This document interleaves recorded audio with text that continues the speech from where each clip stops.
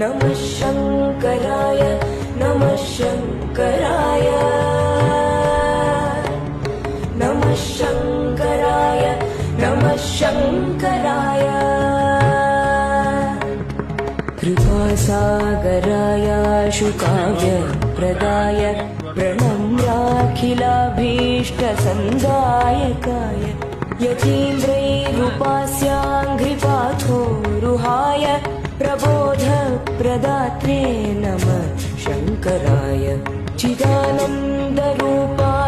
चिन्मुद्रकोद्यत्करायेश पर्याय रूपाय तुभ्यम्